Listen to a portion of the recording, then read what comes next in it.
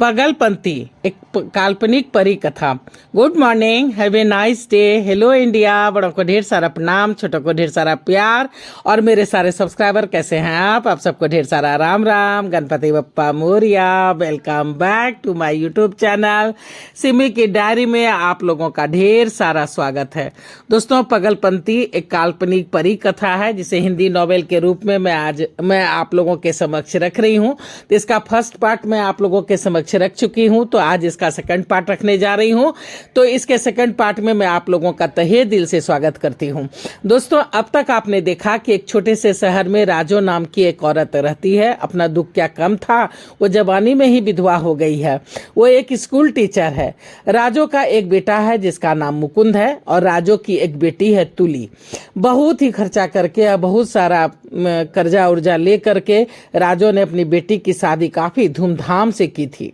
पर शादी के 6 महीने के बाद ही एक एक्सीडेंट में तुली के हस्बैंड की डेथ हो गई और तुली विधवा हो गई थी।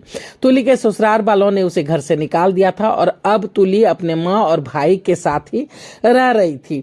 तो यहाँ तक मैं आप लोगों के समक्ष रख चुकी हूँ। अब आगे मैं रखने जा रही हूँ कि तुली अब कुछ नॉर्मल हो गई थी। कारी घर का सारा काम निपटा देती थी, पर खाना राजो को ही पकाना पड़ता था।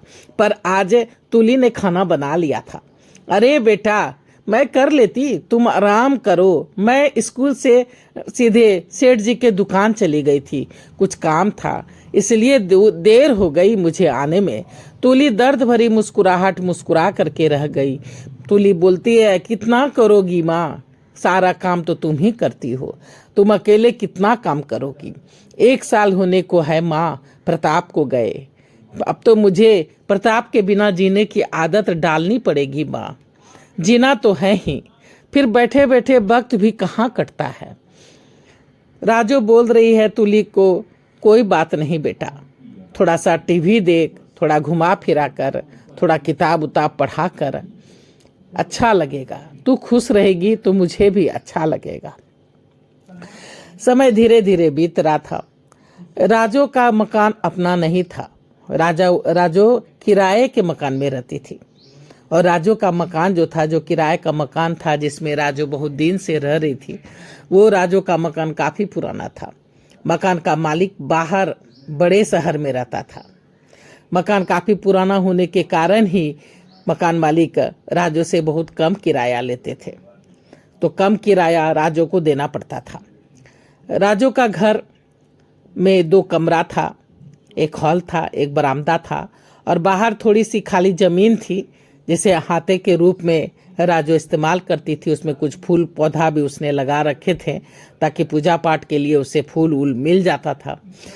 पीछे आंगन भी था और आंगन में भी एक बड़ा सा कमरा बना हुआ था जिसे राजो स्टोर रूम के रूप में इस्तेमाल करती थी। उसमें टूटे फूटे बहुत सारे सामान रखे हुए थे। राजो के घर में 3 ही सदस्य थे, राजो का बेटा मुकुंद और राजो की बेटी तुली। तो घर में 3 ही मेंबर्स थे। गुजर बसर जैसे तैसे हो ही जाती थी। बच्चों को तो अपना अपना कमरा मिल गया था, चूंकि 2 कमरा था, पर राजो जो थी सो वो हॉल में ही सोती थी। एक दिन रात के 2 बजे थे कि बाहर से खटर पटर की आवाज़ सुनकर के राजो की नींद खुल गई। ऐसा लग रहा था कि मानो कोई गाड़ी स्टार्ट करने की कोशिश कर रहा हो। ये मुकुंद भी ना बार बार कहती हूँ बरामदे में बाइक रखा कर, पर मेरी सुनता ही कहाँ है। लगता है कोई चोर उचक्का आ गया है गाड़ी चुराने। राजो जैसे ही किवाड़ खुल के बरामदे में गई, कुछ सोचती कुछ कहती, उसके पहले ही राजो अदृश्य हो गई।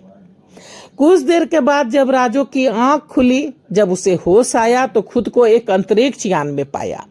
ये सब क्या है? क्या मैं मर चुकी हूँ? ये लोग एलियन हैं? मुझे कहाँ ले जा रहे हैं? ए, कौन हो तुम लोग? कहाँ ले जा रहे हो मुझे छोड़ दो।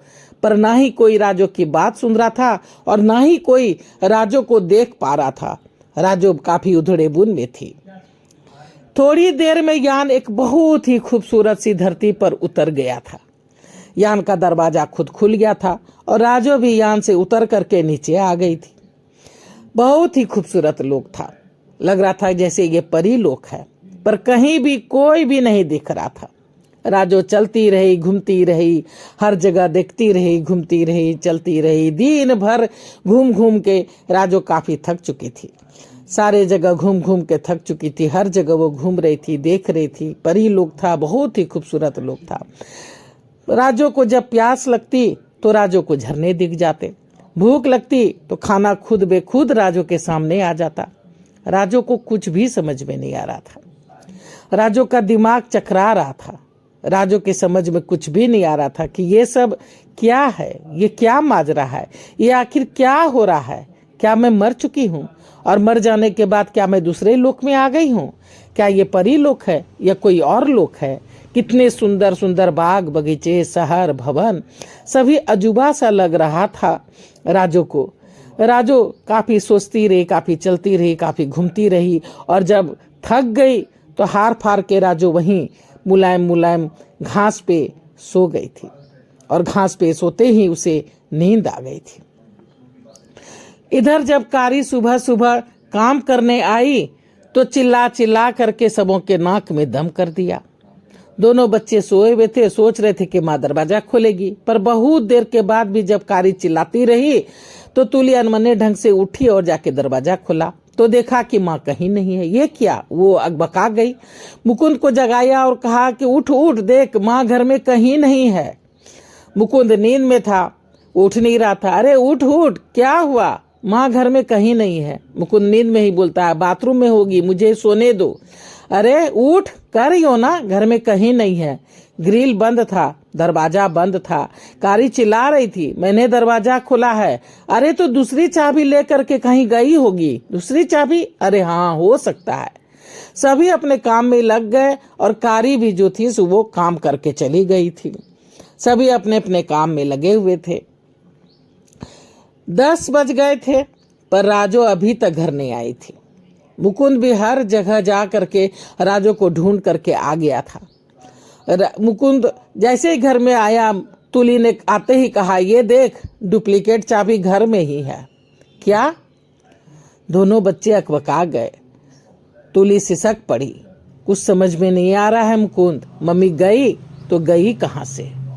बंद घर से मम्मी गायब कैसे हो सकती है दीदी? मम्मी को जमीन खा गई या आसमान निगल गया? दोनों बच्चे परेशान थे।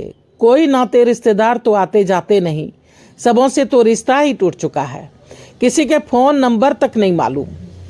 फोन करूं तो करूं किसे, कैसे पता करूं? कहीं कोई दादा दादी में से कोई मर तो नहीं गया? तभी मुकुंद ने कहा, उसमें तो नहीं चली गई बिना हमें बताए? ऐसे कैसे? ये देख, मम्मी का फोन भी यहीं है, सारे बैग यहीं रखे हुए हैं। बिना कपड़े लते के कहाँ जाएगी? फिर चाचा चाची और दादा दादी को हमारी क्या पड़ी है मुकुंद? ना ही कोई खोज खबर, ना ही कभी आना जाना। मेरी शादी में भी नहीं आए थे वो लोग, देखा नहीं था, जबकि मम्मी खुद जाके बोल के आई थी।